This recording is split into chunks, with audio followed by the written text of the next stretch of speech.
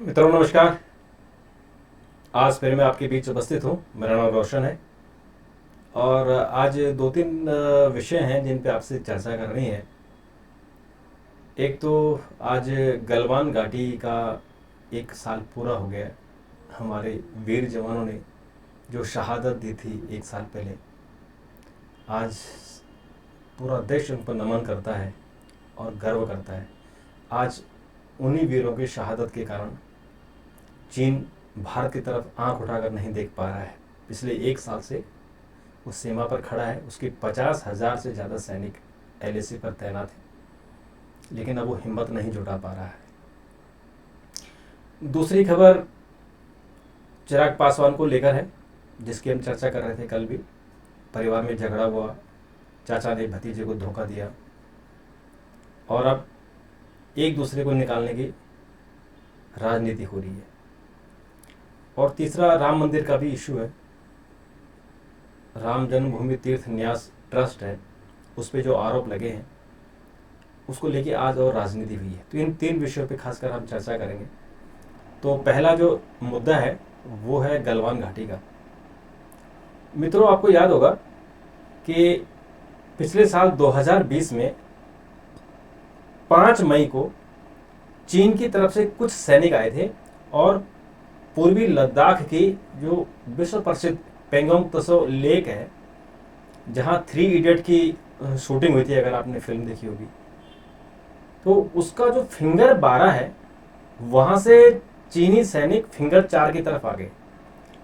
जबकि जो समझौता है दोनों की तरफ, दोनों सैनिकों का, कि वो फिंगर 12 पर रहेंगे, भारतीय सैनिक फिंगर 2 पर रहेंगे। और भारतीय सैनिक फिंगर 2 से फिंगर 4 तक पेट्रोलिंग के लिए जाते हैं और वापस अपने चौकी पर लौट आते हैं। चीन की तरफ से भी कभी कभी फिंगर 4 तक आते हैं और फिर पेट्रोलिंग करके वापस फिंगर 12 तक में चले जाते हैं। तो ये एक सिलसिला कई सालों से चला आ रहा था, जिसको लेके 2013 में भी संघर्ष हुआ था, 2009 में संघर्ष हुआ था, 2002 में संघर्ष हुआ था। वहाँ चीन की जो कुल दृष्टि है वो लगातार वहाँ घुसपैठ करने की कोशिश कर रहा है, क्योंकि उसका पूरा तिब्बत उसने हड़प दिया और तिब्बत से धीरे धीरे वो हिंदुस्तान की तरफ आया। और 1962 में उसने 43,000 किलोमीटर वर्ग किलोमीटर भूमि को हड़पा हुआ है, कब्जे में है चीन की, जिसको हम अक्साई चीन कहते हैं। तो वहाँ से वो धीरे धीरे लद्दाख तक घुस आया है। और पेंगोंग त्सो जो लेक है, वो जो लद्दाख का जो शहर है, राजधानी है लेह से करीबन 300 किलोमीटर दूर है। तो उसका फोकस था कि मैं लेह तक आ जाऊं। तो हमारी सेना ने उसको फिंगर 4 पर रोक दिया और बहुत मजबूती से रोका। उसके बाद वो हॉट स्प्रिंग चला गया, वहाँ भी उसने घुसपैठ की कोशिश की। फिर गलवान घाटी की तरफ आया और फिर गोल्डी बेग की तरफ गया। तो ये जो पूर्वी लद्दाख का एलएसी है, उस एलएसी को क्रॉस करने की कई बार कोशिश करता है। 1962 से कोशिश कर रहा है। जब 4 मई की घुसपैठ के बाद दोनों सेनाओं के बीच में तनाव हुआ, फिर दोनों के बीच में सैनिकों की बातचीत हुई, कोर कमांडर स्तर की बातचीत हुई, और वो बातचीत धीरे धीरे एक प्लेटफॉर्म तक पहुंच रही थी, एक सहमति की तरफ पहुंच रही थी। लेकिन चीन के मन में जो पीएलए है, उनकी सेना, पीपल्स लिबरेशन आर्मी, उनके मन में कुछ और था। और 14 और 15 जून की रात को मध्य रात्रि में अंधेरे में जो गलवान नदी है वो बर्फीली नदी है, उसका पानी में आप हाथ नहीं लगा सकते हो, छू नहीं सकते, इतना बर्फीली है। तो उन्होंने करीबन 500-600 सैनिक आए। और चूंकि भारत और चीन के बीच में एक समझौता है, वो 2002 का समझौता है, फिर 2000 वो उसमें 7 में 8 में उसमें और भी डेवलपमेंट हुई। 2013 में वो फाइनल हुआ था कि दोनों देश की सेनाएं एक दूसरे पर हथियार नहीं चलाएंगे। तो आप अक्सर देखते होंगे कि हमारे और चीन की सेनाओं के बीच में गुत्थम गुत्था होता है, हाथापाई होती है, धक्का मुक्की होती है, लेकिन हथियार नहीं चलते, गोला बंदूक नहीं चलती है। तो यह समझौता है। तो इस बार चीन ने क्या किया कि चूंकि हथियार नहीं चला सकते थे, तो इसलिए वो डंडे लेके आए और डंडों पे उन्होंने कंटीले तार उस पर बांधे और उसके बाद उन्होंने हमला किया। तो चूंकि जो हमारे सैनिक थे उन्होंने तैयारी नहीं की थी, इसलिए कि उन्हें इस बात का एहसास ही नहीं था कि चीन इस तरह से धोखेबाजी भी कर सकता है। तो 600 सैनिक और हमारे केवल 4 सैनिक वहाँ थे जो पेट्रोलिंग के लिए गए थे, उसमें लेफ्टिनेंट कर्नल संतोष बाबू भी थे। तो जब वहाँ पे दोनों के बीच में संघर्ष हुआ और झगड़ा बढ़ा तो वहाँ से मैसेज गया चुशुल में, क्योंकि चुशुल में हमारी चौकी है। तो वहाँ से जब मैसेज गया कि यहाँ चीन के बहुत ज़्यादा सैनिक आ गए हैं और यहाँ पे उन्होंने संतोष बाबू को धक्का मुक्की की है, क्योंकि वो कमांडर थे और कमांडर को सेना के अगर कमांडर को आप छेड़ देते तो पूरी सेना फिर विद्रोह कर देती है। तो उसके बाद 200-250 लोग हमारे गए और फिर उन दोनों के बीच में जो संघर्ष हुआ, क्योंकि हमारे यहाँ तैयारी नहीं थी, तो उन लोगों ने हथियारों से, कंटूले हथियारों से, जो कील लगे हुए थे, कील के नुकुलों से हथियार से उन्होंने चोट मारी और हमारे 20 सैनिक शहीद हो गए। और उनकी तरफ से, चूंकि कंफर्म नहीं हुआ, लेकिन हमारे सैनिकों ने जो वहाँ पे उन्होंने जो इंटरसेप्ट किया उनका वायरलेस सिस्टम, तो उसे पता लगा कि चीन के 43 सैनिक शहीद हुए हैं, मारे गए हैं, हमारी सेना ने उनको मारा है। हालांकि चीन ने पहले तो मुकर गया, फिर उन्होंने कहा कि 2 मरे हैं, फिर उन्होंने कहा 5 मरे, लेकिन अभी भी वो इस बात के लिए तैयार नहीं होते हैं कि वो सही संख्या बताएं, क्योंकि चीन में इस तरह की बातें हुई थी कि सेना में विद्रोह हो रहा है, कि बेवजह से चीनी सैनिकों को मरवा रहे हैं जो चीन की कम्युनिस्ट पार्टी है। खैर ये बात आई और गई। तो तब से 1 साल हो गया। इस 1 साल में चीनी और हमारी भारतीय सेना का जो कोर कमांडर है उसके बीच में 12 दौर की बातचीत हो चुकी है। इस दौर में एक सफलता भारत को मिली कि जो पेंगोंग त्सो के फिंगर 4 पे चीन की सेना आ गई थी, वहाँ से वो पीछे हट गई, फिंगर 12 की तरफ चली गई। और फिंगर 4 की ही कुछ एक एरिया है जहाँ वो रिज एरिया जिसे हम कहते हैं, वो रिज एरिया पर है।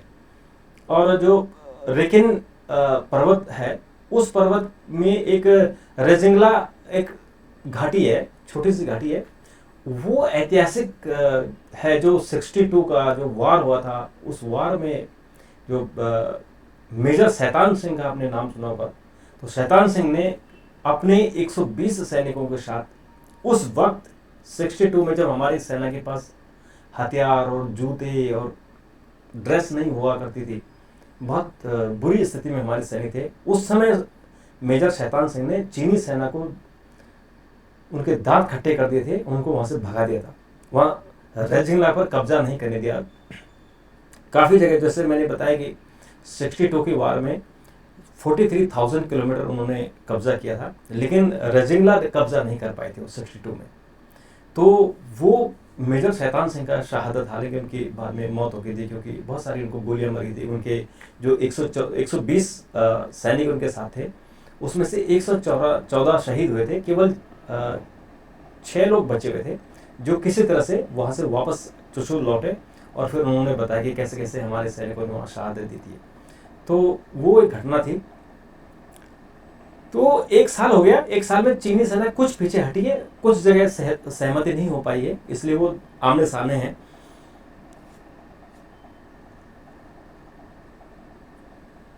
और देखिए कि 1 साल में चीन की सेना आमने सामने है, लेकिन वो उनकी हिम्मत नहीं हो पा रही कि वो भारतीय सेना की तरफ आंख उठा के देख ले, भारत की धरती की तरफ आंख उठा के देखें।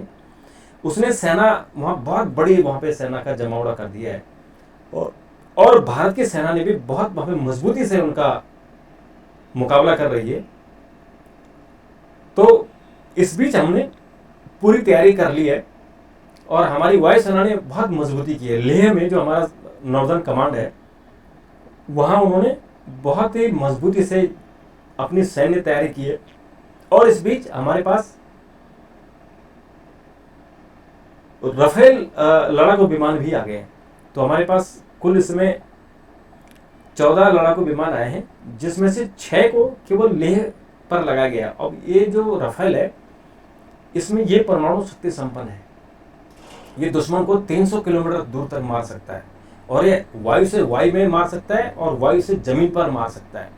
तो ये हमारी सेना की ताकत बड़ी है, और ये अगर चीन ने हिमाकत की तो उसके दांत खट्टे कर सकते हैं। तो आज जो हमारे 20 सैनिक शहीद हुए उनको मेरा नमन, पूरे देशवासियों की तरफ से नमन।